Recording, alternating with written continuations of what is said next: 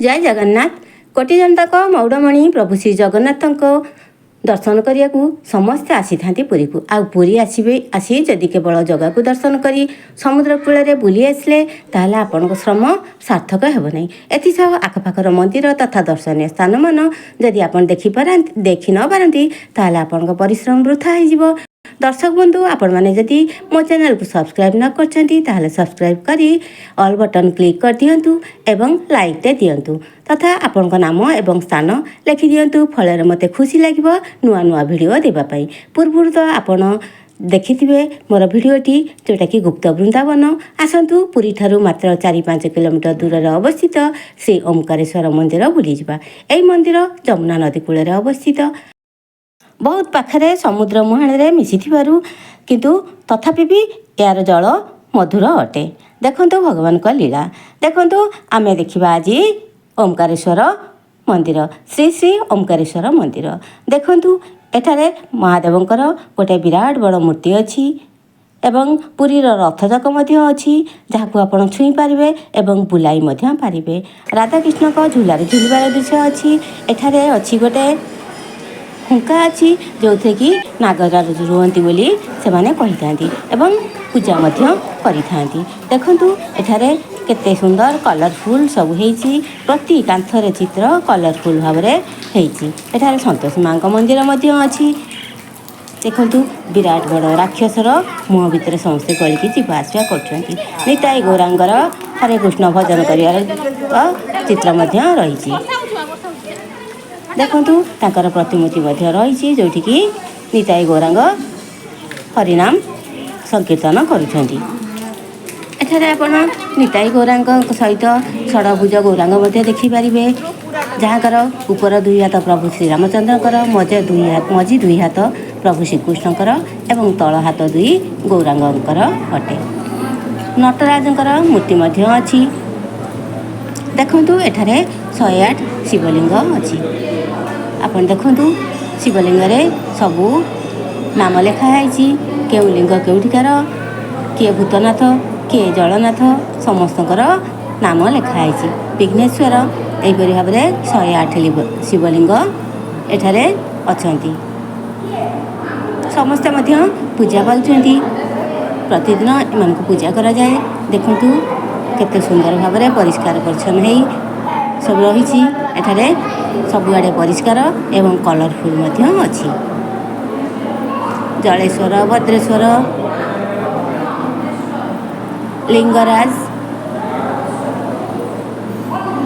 एपरी भाव में 108 शिवलिंग आपण एठारे देखिपारे।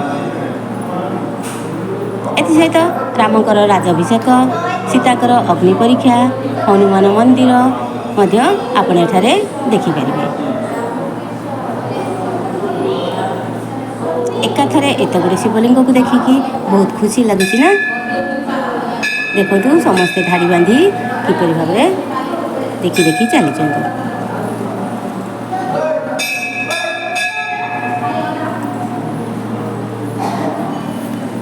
जो मैंने शुद्धपुत अच्छा पवित्र अच्छा से मैंने प्रभु को स्पर्श करुँच ना समस्ते प्रभु को स्पर्श करूना।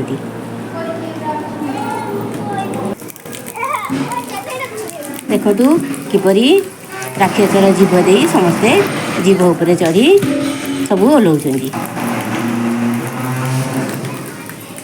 केते सुंदर सुंदर कांथर सब चित्र कराई कलरफुल अच्छी कौन अपरिष्कार नहीं। राधाकृष्णकर झुलिबार शब्द अच्छी। ये रथचक जोटा पुरी रथचक जहाँ कि आप छुई पारे एवं चलाई पारे। केते भारी आपण एथिरे देखिले जानिपारे। जदि पुरी रथ चक को केबे छुईबार सुजोग न पाइचंती एटा को आसी एई चक को आपण छुईले जानिपारे रथर ओजन केते। देखंतु केते भारी अछि ए चक।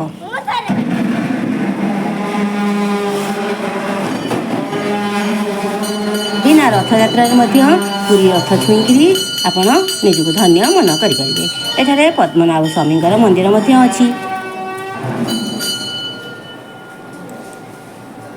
प्रभु श्री पद्मनाभ स्वामी शयन मुद्रा एठारे अवस्थापन करिसेंती।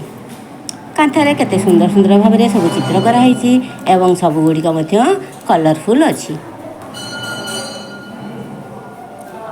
आपण थे ये आसिले निश्चय आपन को बहुत भल लगे। यह देखा एक छोट पैकेट मध्य बड़ धमाका।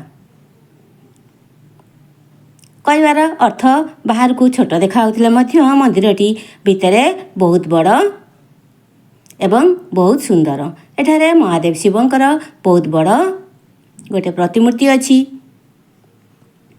हनुमानंकर मूर्ति मध्य अच्छी। मोटामोटी कह गले आपण को एठाक आसिक खूब खुशी लगे। आपण भाविबे जे न देखिथिले आपण को केते मन दुख होता। जदि वीडियोटी आपन को भल लगे ताहले निश्चय लाइक दे करिवे एवं आपण को ना आपण को स्थान लिखिकी जणाइबे। परवर्ती ब्लॉग रे आपण को सहित पुणी थरे देखा हबो। सेते पर्यंत रहूची। धन्यवाद।